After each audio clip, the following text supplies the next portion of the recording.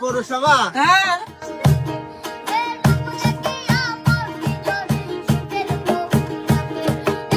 ভাই এটা কোন দেশ?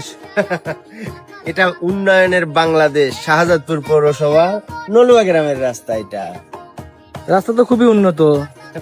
প্রচুর উন্নত ভাই। এই রাস্তা আসলে এখানে হেঁটে যেতে পারবেন, ইচ্ছা করলে গোড় খেতে পারবেন, ইচ্ছা করলে হাডুডু খেতে পারবেন।